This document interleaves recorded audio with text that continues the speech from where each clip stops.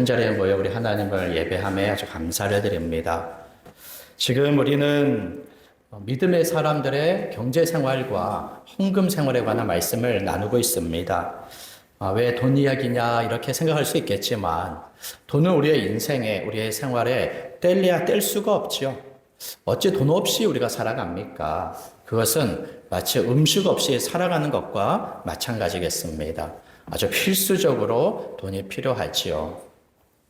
그러나 우리가 경계할 것이 돈이 우리의 생명을 주관할 수가 없습니다. 생명이 있게 하고 생명을 유지하고 특별히 하나님이 주시는 영생을 돈이 가져다 줄 수가 없죠. 그래서 마치 돈이 하나님인 것처럼 이 세상의 사람들은 돈을 또 자신의 하나님, 우상처럼 섬기고 따르겠지만 이렇게 거창하게 얘기하지도 않죠. 그저 돈을 좋아하고 또 아주 성공을 이렇게 바라며 살아갑니다. 그 안에는 다 이런 마음들이 또 담겨져 있지요. 그럼에도 이 경제 생활에 있어서는 우리는 하나님의 돌보심을 믿습니다. 하나님의 뜻과 주관하심이 있어요. 모든 생활 속에 오직 하나님을 바라보며 믿음으로 살아가기를 원하십니다.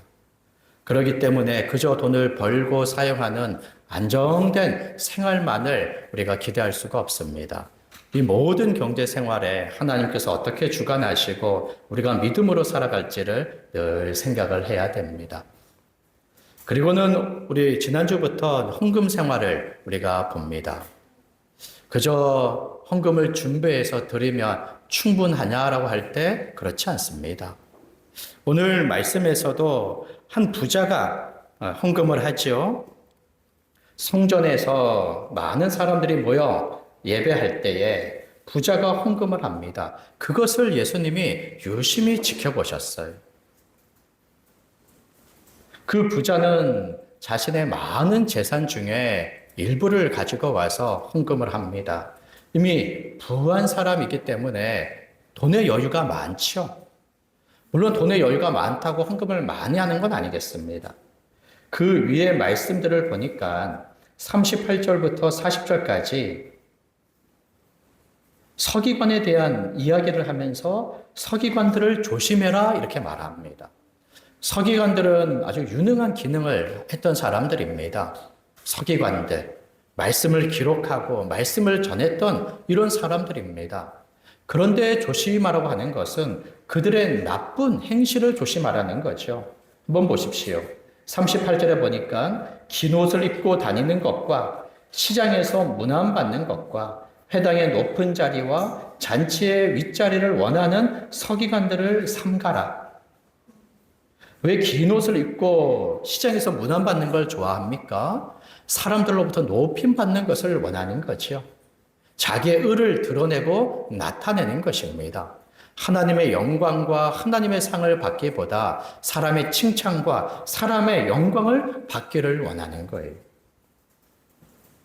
저들을 주의하라라고 얘기하는 것처럼 오늘 지금 말씀에서 헌금하는 부자들을 지금 긍정적으로 좀 이야기하지는 않습니다. 물론 여기에 어떤 부정적인 것을 직접적으로 이야기하지 않지만 여기 부자들이 헌금할 때 많은 것을 낼 겁니다.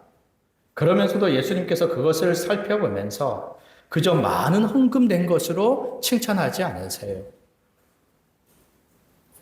우리는 그저 헌금을 좀 준비해서 드리면 충분한 거 아니냐 이렇게 생각하겠죠. 거기에 이전보다 조금 더 많은 헌금을 한다면 하나님께서 더 기뻐하시고 또 우리의 원하는 필요들을 더 생각하셔서 채우실 것처럼 생각하지만 하나님께서는 단지 우리의 헌금의 액수만을 판단하여 따지지 않습니다. 부자는 많은 것으로 헌금을 드려요. 그런데 여기 42절에 보니까 어느 사람이 나옵니까? 한 가난한 과부가 나오죠. 모든 과부가 다 가난한 것은 아니겠습니다. 그렇지만 가난한 과부가 찾아옵니다. 그리고 두렙돈 한 고드란트, 그것이 어느 정도입니까? 분명 큰 금액은 아닐 거예요. 부자가 낸 것과 비교해보면 분명 아주 적은 금액일 것입니다. 그 적은 것을 헌금을 합니다. 그럴 때 예수님께서 제자들을 불러다가 이런 교훈을 말씀하십니다. 내가 진실로 너희에게 이르노니 이 가난한 과부는 헌금함에 넣는 모든 사람보다 많이 넣었도다. 그저 액수만 따진다면 부자의 헌금이 더 많죠. 분명 몇만 원, 몇십만 원 정도가 될 겁니다. 한 번에 몇백만 원 드리겠습니까? 그 정도까지는 아닐 것 같아요.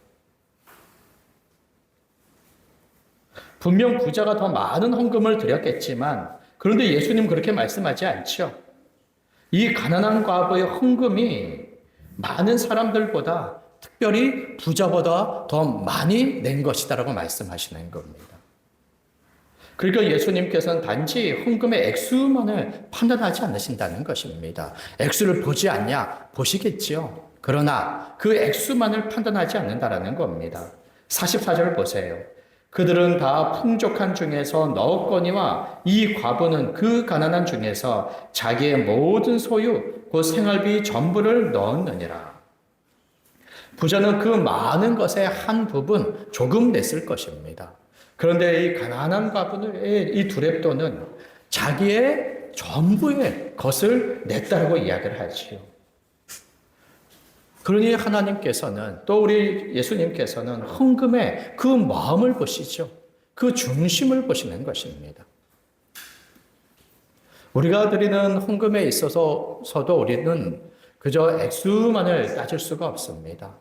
주님께서 보시듯 우리의 헌금에 우리의 마음, 우리의 중심, 그것을 담아둬야 되는 거죠.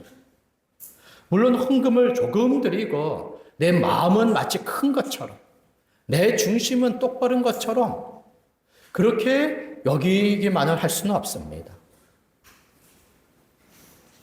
우리의 마음, 중심에 따라 헌금을 잘 계산하여 합당히 계산하여 하나님께 드릴 때 하나님께서 그것을 향기로운 제물과 같이 받으시는 것이죠. 우리는 매주마다 헌금 생활하지 않습니까? 어릴 때부터 교회 생활하신 분들은 어릴 때부터 헌금 생활을 해오셨을 것입니다. 얼마나 자주 많은 헌금을 했습니까? 만약에 그 헌금에 우리의 믿음의 마음과 생각을 담아두지 않는다면, 우리의 중심을 그 헌금에 담아두지 않는다면, 하나님은 우리의 마음을 아시죠. 우리의 중심을 아시죠. 우리의 그저 겉모양만을 보시는 분이 아니십니다. 외모만으로 판단하는 분이 아니세요. 우리의 마음과 중심을 보시면서 그것이 하나님 앞에 합하지 않을 때 하나님께서는 우리의 헌금을 헛것이라 여길 수도 있지요. 어떻게 합니까? 우리가 드린 것을 하나님께서 헛것이라 여기면서 우리의 헌금에 대하여 무심히 여기시며 혹 그것을 받지 않으신다면 우리는 헛된 헌금 생활을, 헌금에만 우리의 마음과 중심이 있습니까? 그렇지 않습니다. 사람은 다 일관성이 있어요. 일관성이. 그렇지 않으면 다중인격자겠지요. 우리는 보통 일관성이 있습니다. 그래서 헌금의 생활에 우리의 마음과 중심을 담아두지 않으면 우리의 모든 생활에서도 하나님 앞에 우리의 마음과 중심을 힘써 담아두지 않아요. 그래서 형식적이고 외식적인 교회 생활을 할 수가 있는 것이죠. 하나님은 그 모든 것을 다 보지 않겠습니까? 다 판단하지 않으시겠어요? 그럼에도 그저 몸만으로, 형식만으로 교회 생활을 한다면 그는 하나님을 지금 만홀히 여기는 사람일 겁니다. 편하게 얘기하자면 무시하는 태도일 거예요. 우리는 다 하나님 앞에 사는 사람들입니다. 하나님을 속일 수 없지요. 사람은 속일 수 있습니다. 물론 사람을 속이는 것도 그를 우리가 무시하는 태도인데 어찌 하나님을 속입니까? 그럼에도 마치 하나님을 속일 수 있는 것처럼 마음과 중심 없이 그저 형식적으로 하는 것을 어찌 하나님이 알지 못합니까? 그래서 우리는 하나님을 만홀히 여기면 안 됩니다. 그것은 무시하는 것이라고 말할 수 있습니다. 우리의 모든 헌금 생활에 있어서도 우리가 믿음으로 헌금 생활을 해야 됩니다. 그럴 때 우리가 하나님 앞에 이제 헌금의 생활을 어떻게 할지를 좀 하나씩 살펴볼 텐데, 그동안 우리가 잘 듣지 못한, 또 조목조목 우리가 생각하지 못한 부분일 겁니다. 그래서 앞으로 우리의 많은 믿음의 여정에 헌금 생활을 어떻게 해야 되는지를 다시 한번 이렇게 들으면서 다시 한번 돌아보시기를 바랍니다. 오늘은 그 첫 번째 우리 헌금 생활로 예배 헌금을 좀 생각해 보려고 합니다. 예배 헌금. 예배 헌금을 다르게 우리가 주정 헌금이라고도 얘기를 하지요. 일주일에 한 차례 우리가 공예배를 드리기 때문에 그때 드리는 헌금을 예배 헌금이라고 하고, 또 매주 예배할 때 정한 금액을 드리기 때문에 주정 헌금이라고도 합니다. 오늘도 예배 헌금을 우리가 준비하여 드리지 않습니까? 어떻게 예배 헌금을 드려야겠습니까? 첫 번째는 예배 헌금을 드리기 전에 하나님을 예배하는 마음을 충만하게 가져야 됩니다. 예배 헌금을 준비하죠. 헌금을 드리죠. 그러나 그 전에 하나님을 예배하는 충만한 마음을 가져야 됩니다. 그 충만한 마음을 가지지 않은 채 그저 헌금 준비해서 드리는 것으로 우리가 만족할 수가 없습니다. 하나님을 예배하는 그 온전한 마음, 충만한 마음을 가지고 예배 헌금을 준비하여 드려야 될 겁니다. 예배라고 하는 것은 하나님의 명령입니다. 하나님이 우리에게 주신 사명입니다. 예배하도록 우리를 불러주셨고, 일평생 하나님을 예배하는 것을 하나님께서 가장 기뻐하십니다. 예배를 제쳐놓고 그 어떤 일을 먼저 하지 마십시오. 예배를 소홀히 여기며 어떤 일들을 열중하지 마세요. 실제 예배를 소홀히 하면서 다른 하나님의 일들에 마음을 잘 두지 못합니다. 예배를 소홀히 여기면서 하나님의 다른 일들에 열중할 수도 없어요. 다른 모든 일들, 하나님의 일들을 감당할 때 그것은 다 하나님을 사랑하고 섬기는 마음으로 하는 일들 아닙니까? 그 우선적으로 하나님을 예배하는 마음을 가질 때라 비로소 다른 일들도 할 수 있는 거지. 하나님을 예배하지 않고 예배를 소홀히 여기는데 다른 일들에 결코 마음을 두고 열중할 수가 없습니다. 그러니 먼저 하나님의 명령과 우리에게 주신 사명을 따라 예배의 마음을 가져야 됩니다. 하나님을 예배하는 자가 되어야 됩니다. 하나님께서 우리에게 명령하시고 그 사명을 주셨죠. 그러면서도 하나님을 예배하는 것은 참으로 영광스러운 일입니다. 하나님을 예배하는 것은 우리의 인생에 가장 큰 의미가 됩니다. 예배를 드릴 때 그것은 한없는 기쁨과 즐거움입니다. 우리는 지금 보이지 않는 하나님 앞에 나와 예배하지 않습니까? 그러나 하나님은 우리의 눈에 보이지 않는다 할지라도 살아계신 하나님이시며 예수 그리스도를 믿는 구원받은 하나님의 백성들과 함께 하시는 분이세요. 그래서 이 자리에 함께 하시는 줄 믿습니다. 그 하나님은 영광의 하나님이신데 그 영광의 하나님 앞에 우리가 어찌 나갈 수 있습니까? 우리의 모든 죄를 사하시며 거룩하고 흠이 없게 하심으로 하나님 앞에 나오게 하셨어요. 그리고 영광의 그 하나님 앞에서 하나님을 예배하게 하셨습니다. 그러니 우리가 지금 하나님을 예배하는 것은 참으로 큰 영광입니다. 그 어떤 누가 하나님의 부르심을 받습니까? 이 세상에 가장 권세 있고 가장 유능하며 모든 사람의 칭찬과 영광받는 사람이라 하더라도 하나님의 부르심을 받지 못하면 어떤 누구도 하나님 앞에 나갈 수가 없습니다.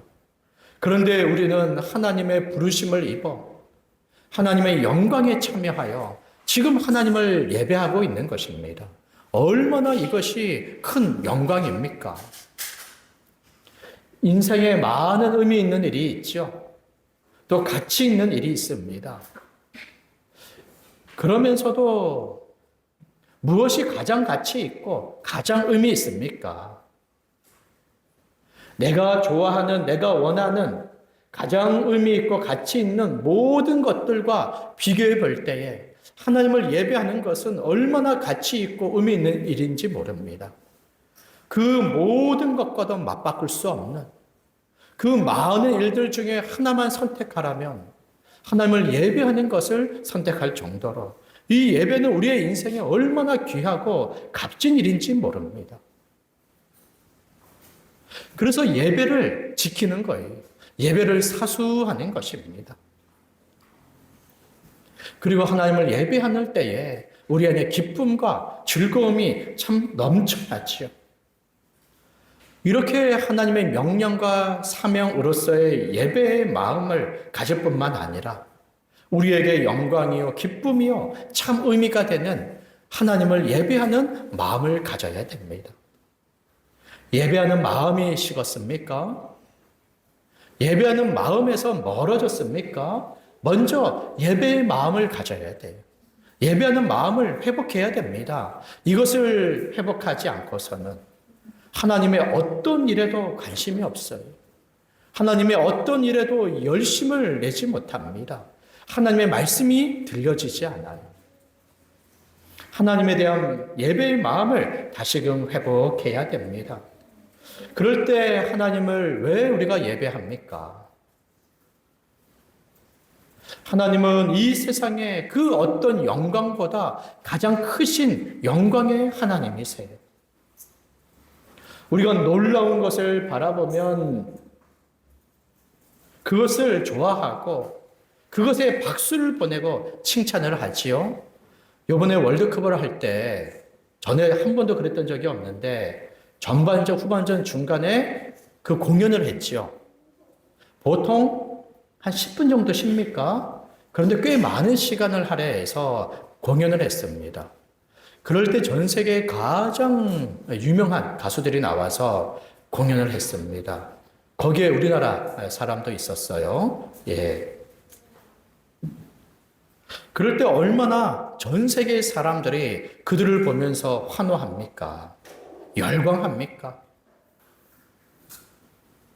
그런데 그 모든 사람들이 가지고 있는 그 영광보다 하나님 아버지의 영광은 가장 큰 영광입니다. 하나님의 지혜에 있어서 완전하며 그 사랑에 있어서 완전하며 그 능력에 있어서 완전하신 하나님이세요. 그 완전한 것을 볼 때 하나님은 참으로 영광스럽다라고 우리가 고백하는 거죠. 하나님은 그 모든 것에 영광스러우신 분이십니다. 그리고 스스로 찬양받으시는 분이시죠. 우리가 찬양하는 것에 하나님의 영광의 크기가 바뀌어지지 않습니다. 우리가 찬양하든 찬양하지 않든 하나님은 그 스스로 영광스러우신 분이십니다. 그럼에도 불구하고 하나님께서 피조물을 만드신 것은 모든 피조물로 찬양받기를 원하시며 영광받기를 원하시는 거예요. 하나님은 우리 사람을 통해서만 영광받으시는 분이 아닙니다. 온 천하 모든 만물을 통해서도 하나님은 찬양과 영광을 받으십니다. 해와 달, 우주의 모든 광명들을 통하여서도 하나님은 찬양받으시고 영광받으시죠. 예수님께서도 하나님을 찬양하고 예배하지 않는 자들에 대하여서 이 돌을 들어서도 하나님은 찬양받으신다라고 이야기했습니다. 하나님께서 우리를 만드신 것은 하나님을 찬양하고 그 영광을 높이기 위해서입니다. 그러니 우리는 하나님의 영광을 바라보며 하나님을 경외하는 마음을 가져야 됩니다. 이것이 고스란히 하나님을 예배하는 마음이 되는 것이죠. 말씀을 통하여 하나님을 더욱더 알아감으로써 하나님에 대한 경외하는 마음을 가져야 됩니다. 하나님을 소홀히 여기지 않으며 하나님에 대하여 무관심하지 않으며 하나님에 대하여 크고 높으심에 대한 두려움과 하나님에 대한 찬양의 이 마음을 가져야 되지요. 전도서의 말씀에 보게 되면 하나님을 경외하고 그 명령들을 지킬지어다. 이것이 모든 사람의 본분이니라. 하나님을 경외하라. 이것이 사람의 본분이다. 시편의 말씀에서도 여호와 이름에 합당한 영광을 돌리며 거룩한 옷을 입고 여호와께 예배할지어다. 하나님을 경외하며 하나님께 영광을 돌리도록 하는 말씀이 얼마나 많이 나옵니까? 하나님의 영광을 바라보며 경외하는 마음을 가져야 됩니다. 그리고 우리에 대하여 베풀어 주신 모든 은혜, 창조 때 베풀어 주셨던 복, 우리가 타락했을 때 우리를 영원히 내버려 두지 아니하시고 우리를 구원하시기 위하여 뜻을 정하신 그 복, 그 아들 예수 그리스도를 보내시고 십자가의 구속으로 우리에게 구속의 은혜를 베풀어 주신 복, 장차 예수 그리스도가 재림하여 하나님 나라를 완성하시고 영생을 베풀어 주실 그 소망의 복, 그 모든 은혜들, 그리고 하나님의 자녀로 삼아 일상을 살아가며 우리에게 베풀어 주시는 일용할 양식, 이 모든 복을 인하여 감사하는 마음을 가져야 됩니다. 감사가 하나님을 예배하는 마음으로 이어져야 되는 것이지요. 이렇게 우리는 하나님을 예배하는 마음을 가져야 됩니다. 하나님을 경외하는 마음, 하나님께 감사하는 마음, 전적으로 하나님을 의지하고 신뢰하는 마음, 하나님을 사랑하는 마음, 이 마음을 가져야 돼요. 이런 마음을 가지지 않은 채 예배 헌금을 준비하여 드리는 것은 그것은 하나님 앞에 헛것이 될 수가 있습니다. 어찌 마음 없이 헌금할 수 있습니까? 마음 없이 예배할 수 있습니까? 우리의 마음 중심을 하나님은 아시고 그것을 받으시죠. 때로는 헌금을 준비하지 못했다 할지라도 우리의 헌금을 드리는 액수가 너무나 보잘것 없다 하더라도 하나님께서는 예배하는 우리의 마음과 중심을 받으시면 우리를 받아주시는 것이죠. 여기 가난한 과부의 두렙돈이 그 어떤 누구의 헌금보다 크다라고 말씀하시는 것처럼 누구의 마음보다 우리의 마음이 크고 누구의 마음보다 우리의 중심이 크고 진실하다면 하나님께서는 우리가 드리는 조금의 것을 아주 크게 여기시며 기뻐 받아주시는 것입니다. 그러니 헌금하기 이전에 하나님을 예배하는 우리의 마음을 먼저 충분히 가져야 되는 것이지요. 이 마음이 회복되기를 바랍니다. 이 마음이 충만하기를 바랍니다. 어떻게 하나님을 예배하는 마음, 경외하며 감사하는 마음을 더욱더 넘치도록 갖습니까? 그것은 하나님을 다시 아는 것으로부터 시작되는 거예요. 하나님을 알지 못하면 어찌 그 영광을 알며 그 영광을 알지 못하는데 어찌 하나님을 경외합니까? 하나님이 베풀어 주시는 은혜의 복을 알지 못하는데 어찌 감사할 수 있습니까?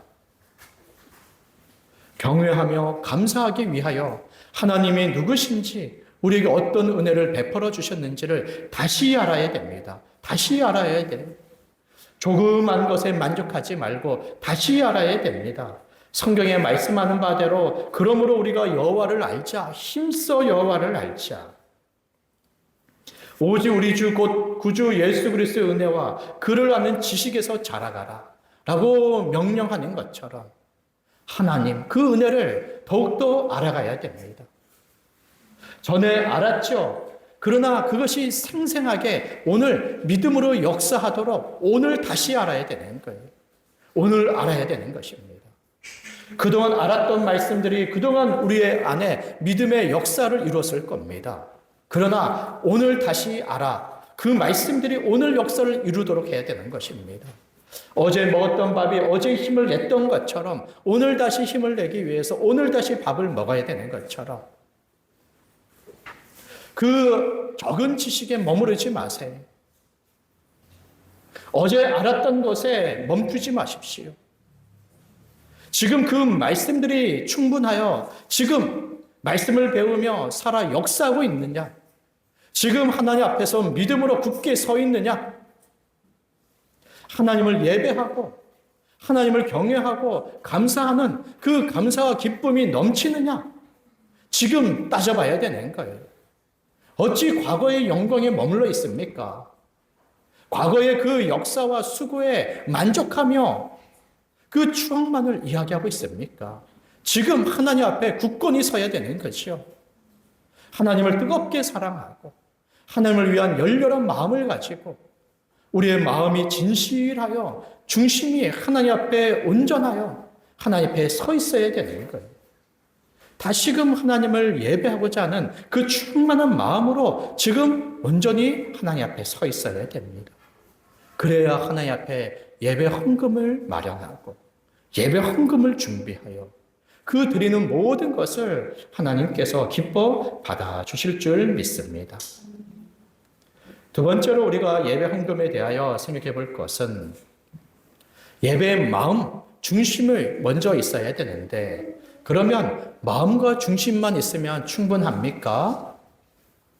전혀 헌금을 상관하지 않아도 그저 마음과 중심을 다하여 하나님을 예배하면 충분합니까? 그렇지 않을 것입니다.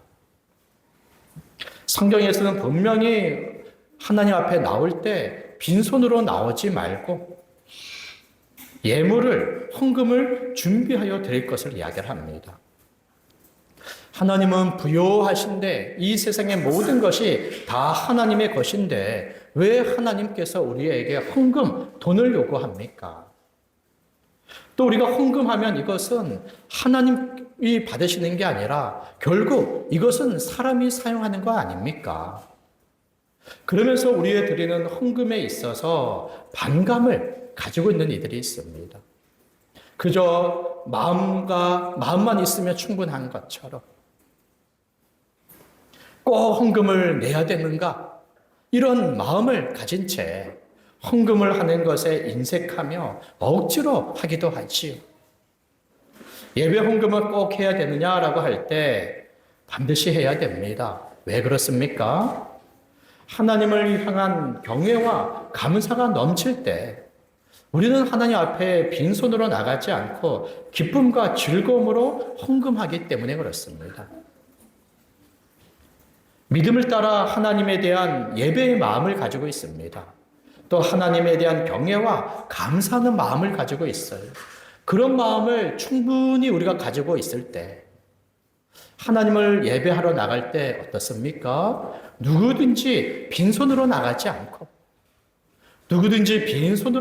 않고 기쁨과 즐거움으로 헌금을 준비하여 하나님께 나간다라는 것입니다. 이것은 너무나 자연스러운 일이에요. 누가 헌금해야지 강요하거나 억지로 요구해서 헌금하는 게 아닙니다. 하나님에 대한 예배의 마음, 경외와 그 감사가 넘칠 때 우리 마음에서부터 자원하여 하나님께 헌금을 준비하여 예배한다라는 것이죠. 우리가 다 그 마음을 가지고 있지 않습니까? 누구든지 그 마음을 가지고 있어요. 이것은 모든 믿음의 사람들의 공통점입니다. 예배를 드리고 헌금을 준비하여 드리는 모든 것에 같은 마음과 같은 뜻을 가지고 있어요. 모든 시대의 교회들마다, 모든 교회의 모든 성도들마다 동일하게 나타나는 일입니다. 구약시대 하나님의 백성들도 하나님 앞에 나아갈 때 빈손으로 나가지 않고 예물을 준비했습니다. 말씀에 보니까 그들은 억지로 이 예물을 드린 것이 아니라 모두가 기쁨으로 그 예물을 드렸다라고 말합니다. 역대상 29장 9절에서도 백성들은 자원하여 드렸으므로 기뻐하였으니 모든 백성들이 자원하여 드림으로 기뻐하였고 그들이 성심으로 여호와께 자원하여 드렸으므로 다윗 왕도 심히 기뻐하였다. 그들이 성심, 그 진실함과 충분한 마음을 가지고 하나님께 자원하여 드렸으므로 이것을 바라보는 다윗 왕도 심히 기뻐하였다라고 말합니다. 출애굽기 36장에서도 모세에게 말하여 이르되 백성이 너무 많이 가져오므로 여호와께서 명령하신 일에 쓰기에 남음이 있나이다. 그 거두는 물품이 모든 일을 하기에 부족함이 없어 남음이 있었더라. 광야에 그들이 어떠한 재물이 있었겠습니까? 애굽에 떠나오면서 조금 그 재물을 가지고 있었는데 하나님이 모세에게 말씀하신 대로 회막 성막을 지으려고 하는 거죠. 하나님의 임재하시는 그 회막을 지으려고 하기에 하나님이 말씀하신 대로 성막을 짓기 위하여 여러 가지 옷감들과 좋은 실들과 그리고 재물들이 필요한데 모세가 백성들에게 그것을 이야기하자 모든 백성들이 저마다 자원하여 기쁨으로 자신의 것을 내어주는 겁니다. 그러니 모세 앞에 가져온 것들이 성막을 짓기에 충분할 정도로 쓰고도 남음이 있는 거예요. 역대하 24장에서도 모든 방백들과 모든 백성이 기뻐하여 돈을 가져다가 궤에 던지기까지 하니라. 기뻐함으로. 구약의 하나님의 백성들도 하나님께 드리기를 기뻐했습니다. 하나님을 경외하며 베풀어 주신 은혜에 감사함으로 드리기를 기뻐하는 거지요. 예수 그리스도가 오시고 십자가의 구속함을 받아 성령 받은 신약 시대의 하나님의 백성들은 얼마나 더 지혜를 가지고 하나님을 압니까? 그리스도 안에서 모든 복을 실제적으로 받아 누리고 있지 않습니까? 그러니 신약 백성들 우리들도 하나님께 얼마든지 예배하며 예물을 가지고 주께 드리기를 기뻐하는 것이죠. 어찌 여기에 억지가 있습니까? 어찌 여기에 인색함이 있습니까? 모두가 자원하여 기쁨으로 하나님께 드리지요. 그리고 하나님께서도 이렇게 말씀하시는 것입니다. 빈손으로 나오지 않을 것을. 빈손으로 나오지 않고 빈손으로 하나님을 뵙지 않기를 예물을 준비하여 가지고 나올 것을 말씀합니다. 출애굽기 23장에서도 너희는 무교병의 절기를 지키라. 빈손으로 내 앞에 나오지 말라. 신명기 말씀에서도 내 하나님 여호와께서 택하신 곳에서 여호와를 배웁되 빈손으로 여호와를 배웁지 말고 빈손으로 나오지 말아라. 빈손으로. 왜 하나님께서 굳이 돈을 요구합니까? 빈손은 지금 돈을, 예물을, 재물을 준비하여 하나님께 드리라고 말하는 거 아닙니까? 왜 이것을 요구합니까? 하나님께서 가난합니까? 하나님이 지금 궁핍합니까? 하나님이 돈이 없어 하나님의 일들을 하지 못합니까? 전혀 그렇지 않지요. 그런데도 어찌하여 구약시대부터 지금에 이르기까지 자기에게 나오는 모든 예배하는 자들로 예물을, 헌금을 요구하시냐라는 거예요.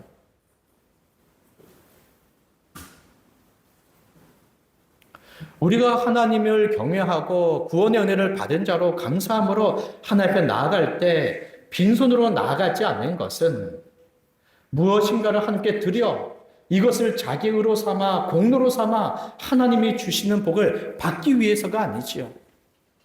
여전히 이런 생각에 머물러 있다면 그는 복음의 진리의 말씀의 기초에 아직 머문 사람이 아니에요. 그리스도가 십자가에서 우리의 구속을 다 이루셨고 예수 그리스도를 믿는 자에게 성령을 통하여 모든 복을 베풀어 주시는 이 은혜의 복음을 말씀에서 어찌 우리가 한 일을 자기 의와 공로로 내세울 수 있습니까? 아무것도 드리지 않는다 하더라도 그리스도 안에 있는 우리를 하나님이 다 받아주십니다. 정말 그런가라고 확신하기 위해서 다음 주에 빈손으로 나오세요. 빈손으로. 괜찮아요. 빈손으로 나오더라도 그 믿음과 양심에서 그리스도 안에서 나를 하나님이 받아주신다. 굳은 확신을 가질 때까지 빈손으로 나오세요. 물론 말씀을 보면서 빨리 믿음을 가져야 되겠죠. 빨리 그 확신을 가져야 되겠죠.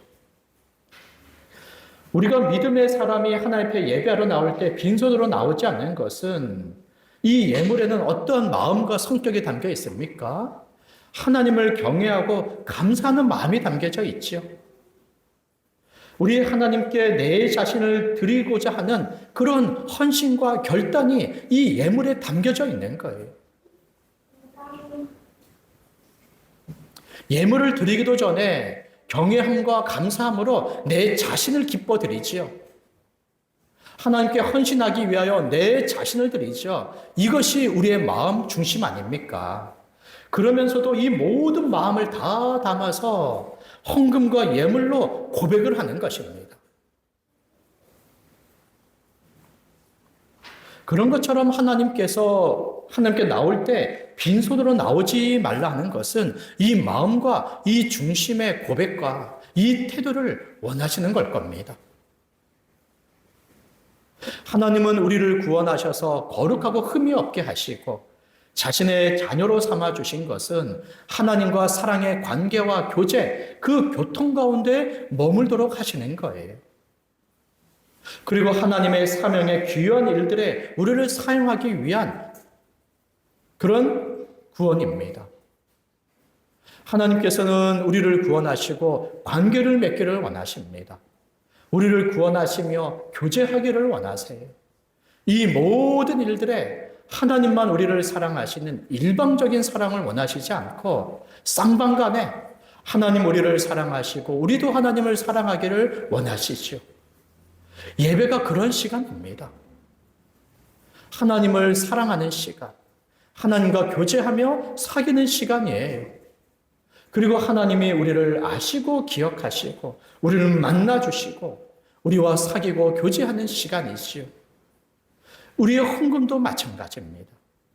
하나님과 사랑하며 교제하며 사귀며 하나님께 기쁨으로 드리는 것이고 하나님도 빈손으로 나오지 않고 기쁨으로 드린 것을 받으시며 우리를 사랑하시고 교통하는 그러한 시간이 되는 것이요. 이거를 원하는 것입니다. 우리 육신의 관계 안에서도 이것이 일상이지 않습니까? 우리가 누구보다 조금 더 사랑하는 사람을 만나면, 친한 사람을 만나면 어떻습니까? 더 시간을 갖고 싶고 그 사람에게 식사 한 끼, 또 차 한 잔 대접해 주기를 원하죠. 주거니 받거니 기브앤테이크를 하지 않더라도 일방적으로 사랑하는 마음에 무엇인가 더 대접해 주고 그리고 환대해 주기를 원합니다. 그러나 그렇지 않은 사람한테는 어떻습니까? 인색하죠. 조금의 시간 내어주기를 원하지 않아요. 조금이라도 내 것을 나눠주기를 원하지 않습니다. 예배와 예배의 헌금은 바로 이런 성격이 담겨져 있는 거예요. 하나님을 사랑하여 예배하고 하나님께 감사하여 예물을 드리는 것이죠. 하나님께 내 자신을 드리기 위하여 그것의 고백과 정성으로 예물을 하나님께 드리는 것입니다. 하나님도 그것을 확인하시고 그것을 받으시고 그것을 기뻐하시는 겁니다. 하나님이 가난하여 빈손으로 나오라고 말씀하시는 것이 아닙니다. 그러니 여기 가난한 자라 하더라도 자신의 마음과 중심을 들인 그 두레돈을 하나님이 기뻐 받으시는 겁니다. 여기 부한 자가 있습니까? 부한 자라도 그 누구보다 많은 헌금을 드린다 하더라도 거기에 그 자신과 마음과 중심으로 드리지 않으면 하나님을 속이는 것이고 하나님은 그것을 만홀히 여기십니다. 그러니 부한 자라 하더라도 그 액수를 생각하기 이전에 자신의 마음과 중심을 따라 하나님을 예배하고 헌금하기를 바랍니다. 여기 가난한 이가 있습니까? 하나님이 그 모든 사정을 아시죠.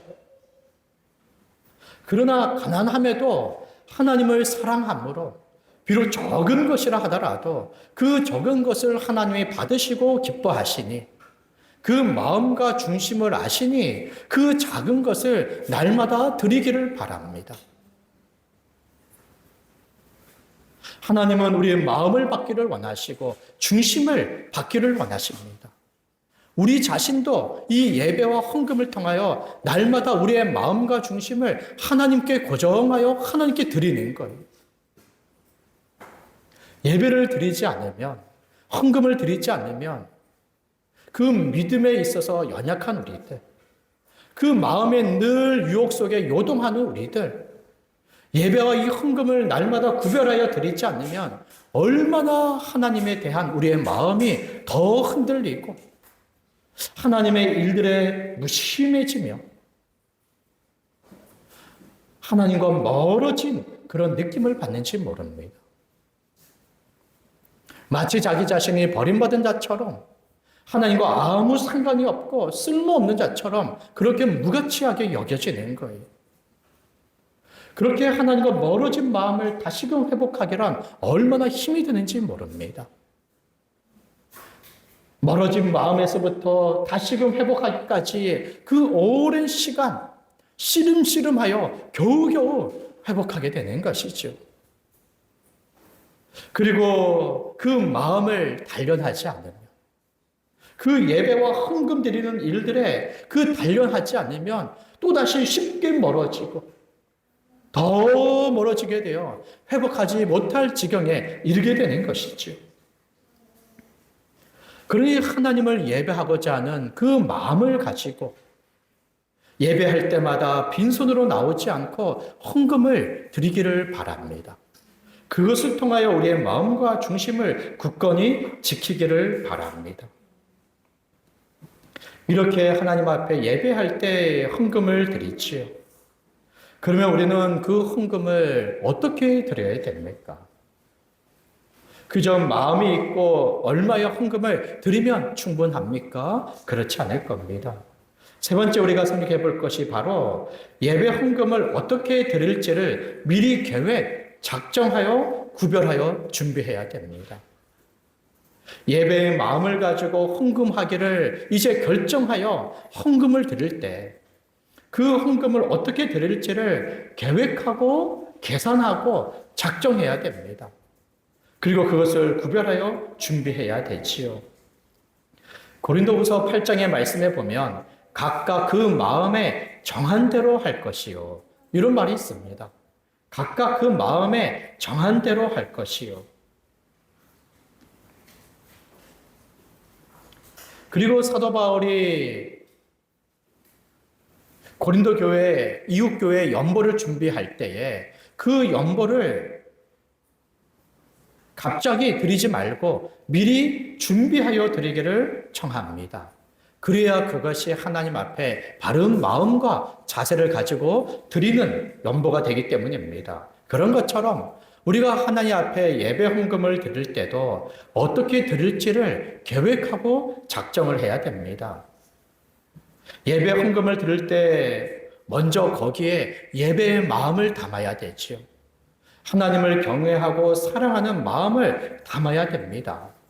하나님이 돌봐주실 것을 믿고 하나님께 드리기를 기뻐하는 우리의 믿음과 사랑의 마음을 그 헌금에 담아야 돼요. 그 헌금에 우리의 마음을 담아두지 않고 그저 봉투만을 하나님께 드릴 수가 없어요. 먼저 우리의 마음을 담습니다. 그리고는 얼마의 헌금을 할지를 생각을 해야 돼요. 우리가 어떤 어르신을 찾아뵐 때 보통 선물을 준비하지 않습니까? 그 어르신이 내게 은혜를 베풀어 주었고 또 아주 존경할 만한 분이라면 선물을 준비하죠. 그때 우리의 생각이 아주 복잡해집니다. 얼마의 헌금을 해야 되는지, 또 어떤 선물을 해야 되는지 아주 힘들어요. 물론 아주 괴롭거나 그러진 않지요. 감사와 존경과 기쁜 마음을 가지고 있지만 얼마를 해야 되는지, 어떤 선물을 해야 되는지, 무엇을 좋아하는지 아주 우리가 실랑이를 합니다. 그런 것처럼 이 예배의 헌금은 지금 하나님께 하는 헌금 아닙니까? 영광의 하나님에 대한 경외함과 우리에게 베풀어 주신 그 큰 은혜에 대한 감사의 마음, 하나님을 위한 그 마음을 가지고 헌금을 하는 거예요. 그럴 때 그 헌금을 계산하는 것이 옳지 않습니까? 하나님께 매주마다 100만 원씩 드릴 수 있습니까? 그럴 수 없죠. 우리의 가정의 형편을 생각해야 되기 때문에 그렇습니다. 그러면 직장 생활을 열심히 하는 이가 매 주일마다 헌금을 100원하고 200원 하는 것이 옳습니까? 그런 헌금을 드리면서 나 마음이 있다, 나 중심이 있다, 나 경외한다, 그렇게 충분히 말할 수 있습니까? 그렇지 않을 거예요. 존경할 만한 어르신을 찾아가더라도 어느 정도의 금액을 우리가 생각을 하지요. 또 자기 형편을 생각하지요. 전 재산을 팔아서 선물 하나 할 수는 없지요. 그러면서도 우리가 드리는 예배 헌금에 하나님에 대한 이 마음을 담아 어떻게 할지를 생각을 해야 됩니다. 매주마다 이것을 고민하는 것은 어려울 겁니다. 그렇다면 한 해마다 이것을 고민하면 좋을 수 있어요. 성경에서 해마다 고민하라라고 말하고 있지 않지만 예배 헌금을 드려야 할 사람으로서 이것을 어떻게 고민할지를 지혜롭게 생각을 해야 됩니다. 보통 한 해마다 한 해를 계획하고 결심하고 우리가 작정하지요. 그러니 한 해마다 어떻게 하나님 앞에 예배 헌금을 할지를 계획하고 결정하는 것은 참 좋을 겁니다. 그래야 매주마다 고민하지 않고 실랑이하지 않기 때문입니다. 먹고 매해마다 하지 않아도 괜찮아요. 매달마다 할 수도 있겠습니다. 그러나 중요한 것은 왜 우리가 하나님 앞에 이 예배 헌금을 계산하고 작정해야 됩니까? 그것은 인색하게 드리지 않기 위해서입니다. 억지로 드리지 않기 위해서예요.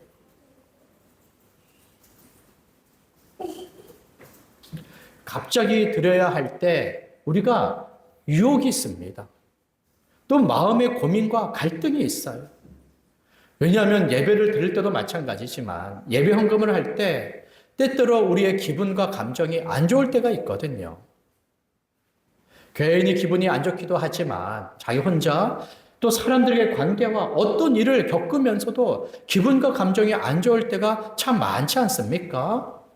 그때는 하나님을 예배하고 싶은 마음조차도 들지 않을 때가 많습니다. 그래도 그 기분과 감정을 이기고 예배 드리러 나와야 돼요.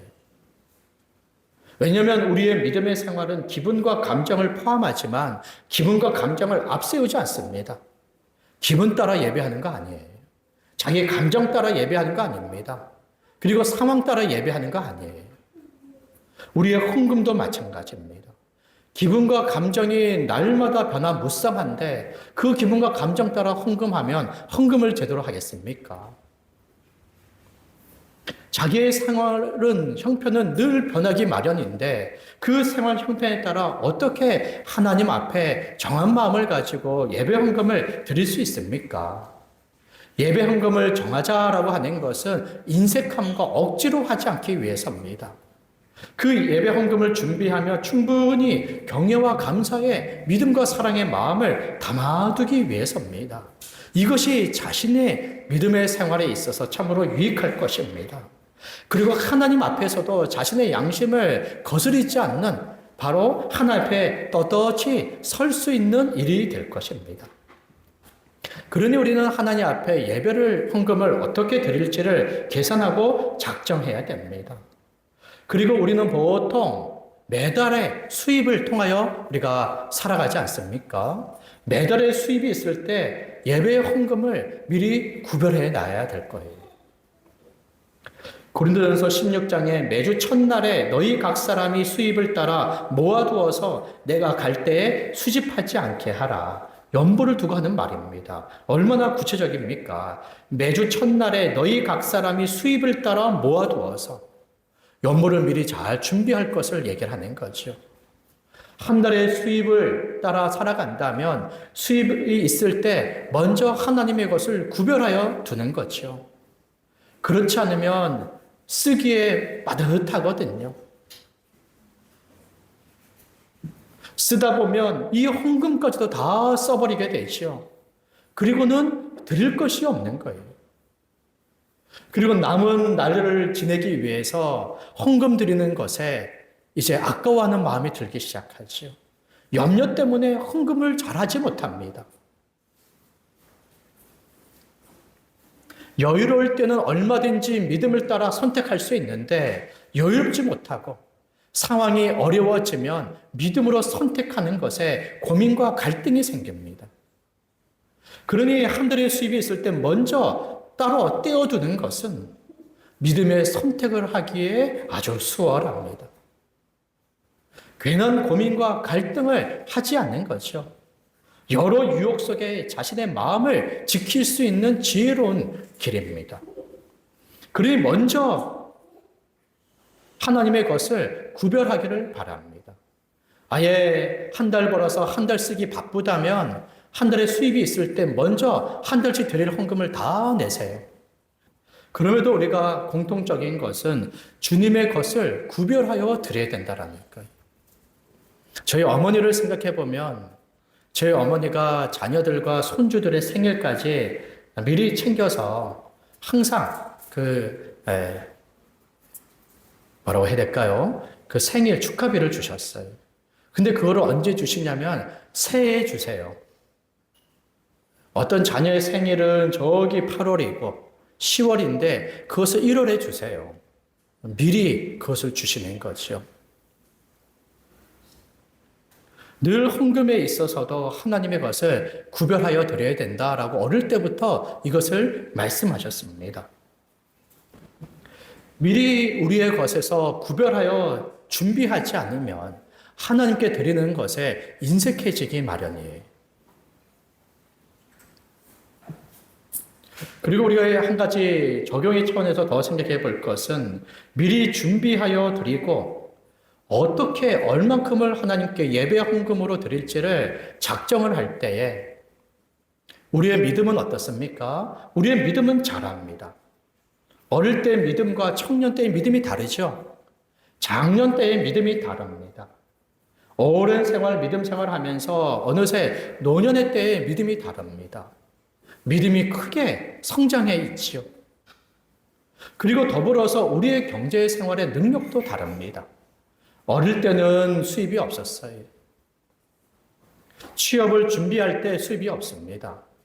그러나 어느새 취업을 하고 또 아르바이트도 하고 취업을 하고 또 취업을 한 이후에 사회 초년생과 어느 정도 직장 생활을 하면서 이제 직급이 올라가면 우리가 받는 월급 수입도 달라집니다.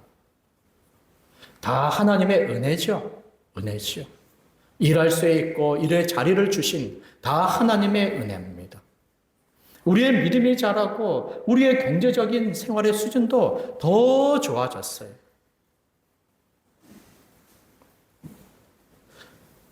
그럴 때 우리의 예배 헌금을 다시 생각을 해야 됩니다. 다시 생각을 해야 돼요. 경제적 수입이 좋으면 우리의 생활의 씀씀이도 달라지죠. 가정의 생활의 형편도 나아지면서 전보다 더 많은 것을 누립니다. 부모님께 어떻게 더 좀 효도할까? 자녀들 어느 더 학원을 보낼까? 우리의 삶을 돌아보고 살피지 않습니까? 그런 것처럼 우리의 믿음이 자라가면 어떻게 더 주를 위하여 살아갈까? 주께 더 감사할까? 주를 위하여 더 헌신할까? 이 마음이 더 커져갈 겁니다. 그리고 더불어서 우리에게 하나님이 주신 은혜 속에 더 많은 소유를 가지게 되지요. 그럴 때 하나님께 드리는 헌금을 더 크게 해야 되지 않습니까? 어째서 어릴 때 헌금했던 것을 중고등학교 때도 여전히 그 헌금을 하고 중고등학교 때 헌금했던 것을 청년이 돼도 여전히 그 헌금을 하며 그 청년 때 했던 헌금을 여전히 직장을 다니고 사업을 함에도 여전히 그 헌금을 하는 것에 머물러 있습니까? 그럴 수 없을 거예요. 그것은 예배 헌금에 무심한 우리의 태도입니다. 믿음이 없어서겠습니까? 분명 그렇지 않을 거예요. 하나님께 드리는 우리의 예배 헌금에 무심한 태도인 거예요. 예배 헌금, 그 헌금에 무심한 태도예요. 믿음의 생각과 믿음의 계획과 믿음의 결정을 하지 않은 것입니다. 그러니 하나님의 은혜 속에 믿음이 자라고 하나님의 은혜 속에 우리의 생활이 나아지면 그에 따라 하나님께 드리는 것도 나아져야죠. 오히려 자신이 쓰는 것을 좋게 하고 많게 하고 여기에 우리의 모든 관심이 다 쏠려 있다면 하나님은 왜 우리에게 더 많은 것을 베풀어 주십니까? 이제 어린 나이에서 이제 성이 되고 자라서 어찌하여 우리에게 지혜를 주시고 능력을 주십니까? 그 좋은 판단력과 경험을 주십니까? 이 모든 것을 주를 위하여 더욱더 사용하도록 말씀하시는 거 아닙니까? 그러니 우리의 예배 헌금도 달라져야지. 이 말씀을 개인에게 적용하여 스스로 판단하여 믿음 가운데 결정하시기를 바랍니다. 하나님께 드리는 헌금을 결정하고 그리고 믿음과 형편이 나아지면서 더 드리기를 결정하고 이것이 소홀히 여겨지지 않도록 예배 헌금을 준비하여서 이제는 드리는 것 그 자체에 마음이 없이 형식만 남아있지 않고 이미 드리는 그 형식에 늘 우리의 마음이 있고 우리의 믿음이 있고 사랑이 있고 헌신이 담겨져 있도록 우리의 예배 헌금을 하나님께 진실이 드려야 될 겁니다. 결혼한 이들은 믿음의 사람과 믿음의 사람이 만났어요. 믿음의 큰 유익을 얻어야 됩니다. 믿음과 믿음의 사람이 만났는데 더 약해지면 안 됩니다. 서로 사랑으로 돌보고 섬기며 그 믿음의 큰 힘을 얻어서 또 담대함을 얻어서 더욱더 주께 드리기를 힘쓰시기를 바랍니다. 그 자신이 혼자 있을 때도 믿음으로 살아가며 주께 드리기를 힘썼는데 믿음의 사람과 믿음의 사람이 만나 하나님의 더 큰 은혜와 부요함을 주셨는데 어찌 더 힘써서 하나님께 드리지 못합니까? 각 사람마다 찾아오는 유혹과 그 갈등을 믿음의 말과 믿음의 권면 속에 그 유혹에 흔들리지 않도록 늘 하나님 앞에 온전한 마음과 굳건한 마음을 붙들어 하나님께 드리기를 힘쓰는 믿음의 가정이 되도록 그럴 때 하나님 은혜 속에 우리를 뒤따르는 자녀들도 믿음의 자녀들이 되어 함께 하나님을 섬기는 자로 살아가지 않겠습니까? 그러니 믿음의 가정들은 이 예배의 헌금, 모든 헌금의 생활에서 믿음으로 드리기를 더욱더 권합니다. 말씀을 맺도록 하겠습니다. 헌금 생활의 첫 번째 우리가 생각할 것은 바로 예배 헌금입니다. 예배 헌금을 드리기 전에 하나님을 예배하는 그런 마음으로 충만하시기를 바랍니다. 속히 그 마음을 회복하시기를 바랍니다. 예배 헌금을 드릴 때 하나님을 경외하며 감사의 마음을 가지고 빈손으로 나가지 않고 기쁨과 즐거움으로 드리기를 바랍니다. 미리 어떻게 헌금을 할지를 작정하여 믿음과 형편이 나아질 때 더 하나님께 드리기를 기뻐하고 즐거워하는 자로 하나님 앞에 살아가시기 바랍니다. 기도하겠습니다.